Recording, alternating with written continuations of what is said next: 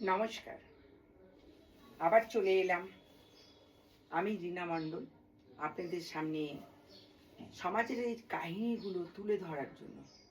যে কাহিনীগুলো সমাজে হয় সেগুলো আমার খুব মনে দাগ কাটে, দুঃখ হয়। এই জন্য আমি আপনাদের সামনে সেইগুলিকে ছোট ছোট করে তুলে ধরার চেষ্টা করি। আজকে আমি এই যে উপরে ছবিটা লাগিয়ে দিলাম, এটার আপনারা সোশ্যাল মিডিয়াতে দেখুন মা বাবার কি পরিস্থিতি। আমি অনেকবারই পশু পাখি বাবা মা নিয়ে গল্প করি আপনাদের সামনে, যেগুলো সমাজে হয় সেগুলোই তুলে ধরি। আজকে দেখুন এই সোশ্যাল মিডিয়াতে এই গল্পটি বাবা মার দেখলাম এবং শুনলাম, চোখে জল চলে এলো, কিন্তু কিছু করার নেই। এরকম সমাজে প্রত্যেক জায়গায় প্রত্যেক সমাজে ডেইলি এই ঘটনাগুলো ঘটে।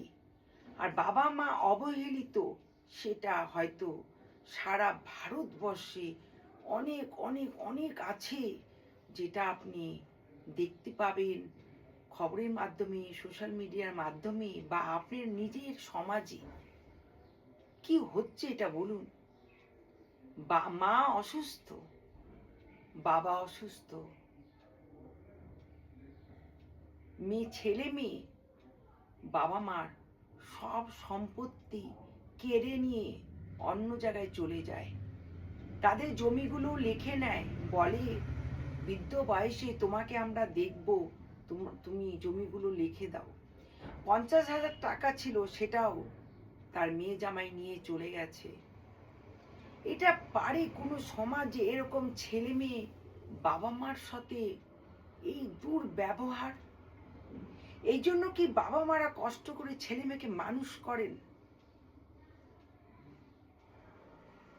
বাবার হার্টের প্রবলেম, মার নার্ভের প্রবলেম, প্রেশার, মা হাঁটতে পারে না।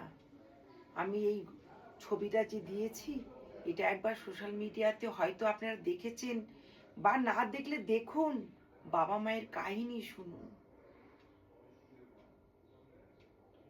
এই সব ছেলে মেয়ে একবারও ভাবে না যে তারা বাবা মাকে এরকম করে কষ্ট দিচ্ছে, এরকম অবস্থায় ধোকা দিচ্ছে, জমি জায়গা নিয়ে, টাকা পয়সা যা আছে তাই নিয়ে পালিয়ে গেছে, ওই বুড়ো বুড়ি বাবা মাটাকে ফেলে রেখে গেছে।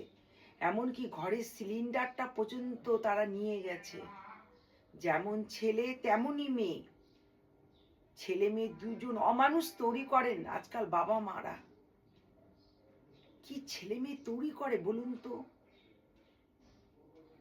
একটা বাবা মা অনেক কষ্টে ছেলে মেয়েকে মানুষ করেন, যেন বৃদ্ধ বয়সে তাদেরকে দেখেন, আর তারা মরে গেলে সেই সম্পত্তিগুলো সেই ছেলেমেয়েরাই পাবে, অন্য কেউ পাবে না।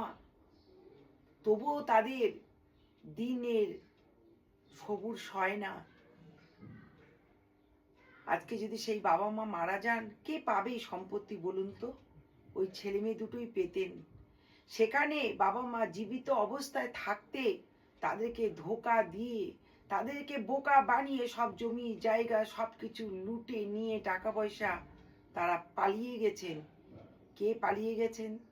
ছেলে আর মেয়ে।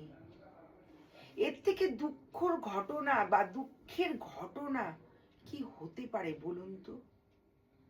ডেইলি সমাজে প্রত্যেক জায়গায় এরকম ঘটনাগুলো ঘটে, দেখলে খুব দুঃখ হয়। সেই ছেলে মেয়েগুলো ভাবে না যে এই বয়সটা বা তার বাবা মার মতন বয়সটা তাদেরও আসবে, তাদেরও ছেলে মেয়ে হবে। তারা কি শিখবে তাদের কাছ থেকে বলুন? তারা যে বাবা মাকে কষ্ট দিয়েছেন, সেটা কি তার ছেলে মেয়ের অজানা থাকবে? তার ছেলে মেয়ে কি এই প্রতিশোধ নেবে না তাদের উপর? তখন কেমন লাগবে বলুন তো?